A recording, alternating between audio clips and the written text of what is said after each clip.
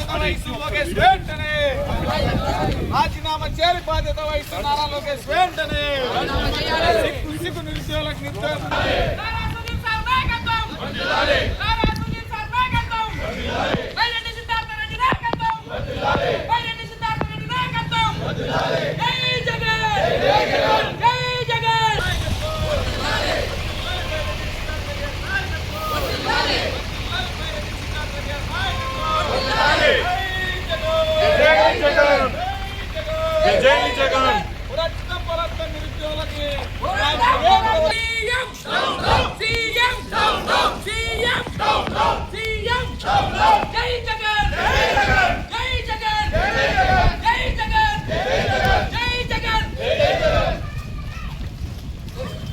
విచారణ చేయాలి. డిఎస్సీపై వెంటనే సుధీర్ సార్ నాయకత్వం, సుధీర్ సార్ నాయకత్వం, సుధీర్ సార్ నాయకత్వం, వైరెడ్డి సిద్ధార్థన నాయకత్వం.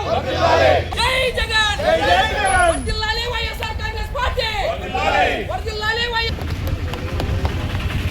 కాంగ్రెస్ పార్టీ అధ్యక్షులు రాష్ట్ర మాజీ ముఖ్యమంత్రి వర్యులు శ్రీ వైఎస్ జగన్మోహన్ రెడ్డి గారి ఆదేశాల మేరకు యువజన విభాగం అదేవిధంగా రైతు విభాగం స్టేట్ సెక్రటరీ ఆహ్వానిస్తా ఉన్నాం. స్టేట్ పార్టీ సెక్రటరీ అందరూ కూడా ఒక సైన్యం మాదిరి తయారయ్యి మనందరం కూడా చేయి కలిపి గ్రామంలో ఉన్నటువంటి రేపు జరిగే లోకల్ బాడీలో తగిన బుద్ధి చెప్పినట్టు నియోజకవర్గంలో రాలుగోళాలు కూడా జగనన్న మన ప్రియతమ నేత వైఎస్ఆర్ కాంగ్రెస్ పార్టీ అధినేత రాష్ట్ర అధ్యక్షులు పిలుపు మేరకు నలుమూలల నుంచి వచ్చినటువంటి బద్వేల్ నియోజకవర్గంలో ఉండే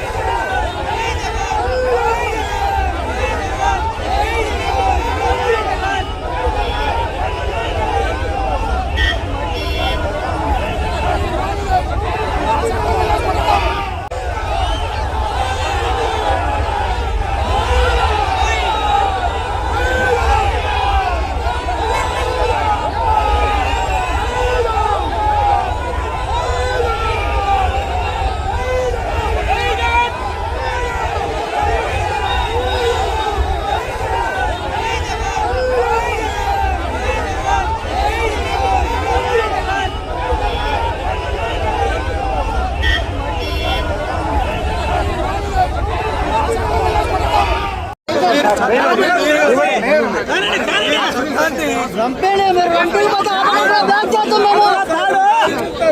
हो మేము ఆపట్టకుండా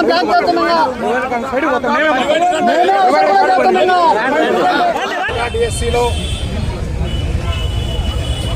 జరిగిన అవకతవకలు, జరిగిన అన్యాయాన్ని ప్రజల దృష్టికి, ప్రభుత్వ దృష్టికి తీసుకొస్తామన్న సదుద్దేశంతో వైఎస్ఆర్ కాంగ్రెస్ పార్టీ రాష్ట్ర వ్యాప్తంగా ఇచ్చిన పిలుపు మేరకు ఈరోజు బద్వేల్లో విద్యార్థి నాయకుడు శ్రీ ఆదిత్యరెడ్డి గారి ఆధ్వర్యంలో నాతో పాటు పాల్గొన్న మా ఎమ్మెల్యే గారు శ్రీ గోవిందరెడ్డి గారు, ఎమ్మెల్సీ గారు గోవిందరెడ్డి గారు, ఎమ్మెల్యే గారు సుధమ్మ గారు, అలాగే పాల్గొన్న వివిధ పార్టీకి సంబంధించిన జిల్లా నాయకులు, అలాగే మండల నాయకులు, గ్రామ నాయకులు అందరికీ కూడా పేరు పేరున అభినందనలు తెలియజేసుకుంటున్నా.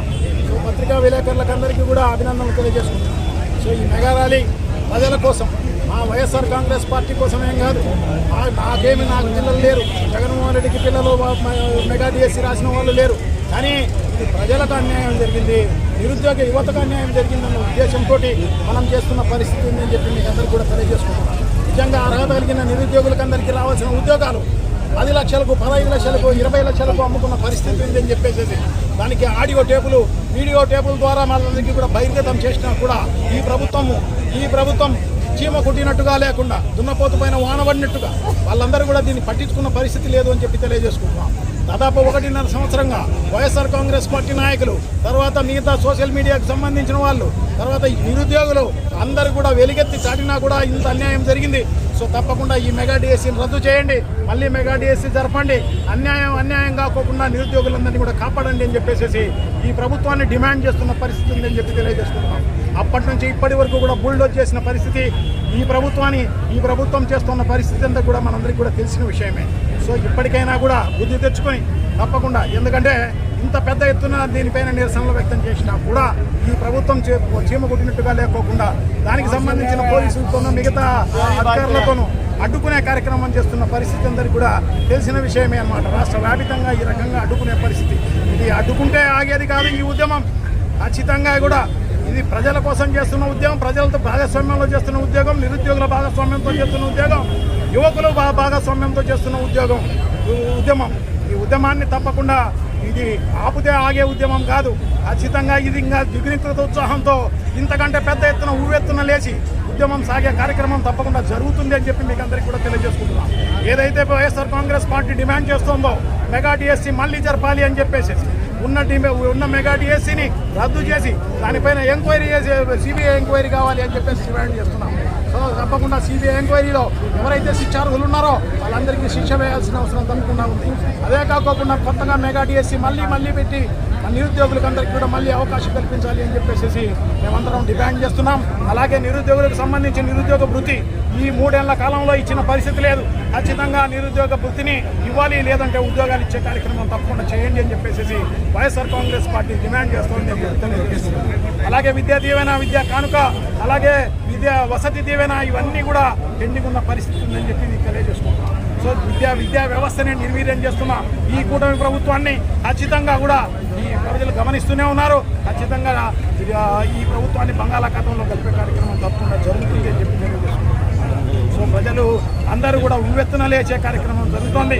సో నిరుద్యోగులందరికీ ఈరోజు వేలాది మంది నిరుద్యోగులు పాల్గొన్న ఈ ర్యాలీని సక్సెస్ చేసినందుకు అందరికీ కూడా అభినందనలు తెలియజేసుకుంటున్నాం. సో తప్పకుండా ఈ కూటమి ప్రభుత్వాన్ని, ఎందుకంటే అడ్డుకుంటున్న ఈ ప్రభుత్వాన్ని తప్పకుండా దీనికి బుద్ధి చెప్పే రోజు ముందుంది అని చెప్పేసి అందరికీ కూడా తెలియజేసుకుంటూ, సో ఈ కార్యక్రమంలో పాల్గొన్న అందరికీ కూడా అభినందనలు, కృతజ్ఞతలు తెలియజేసుకుంటూ, సో తప్పకుండా ఇప్పటికైనా బుద్ధి తెచ్చుకుని ఏదైతే నారా లోకేష్ను నైతిక బాధ్యత వహిస్తూ రిజైన్ చేయాలి అని చెప్పేసి ఏదైతే డిమాండ్ చేస్తున్నామో ఖచ్చితంగా రిజైన్ చేయాల్సిన అవసరం తప్పకుండా ఉంది. ఎందుకంటే కేంద్ర మంత్రి, విద్యాశాఖ మంత్రి రిజైన్ చేయడం జరిగింది. సో దాన్ని చూసైనా కూడా సిగ్గు తెచ్చుకోవాల్సిన అవసరం తప్పకుండా ఉంది.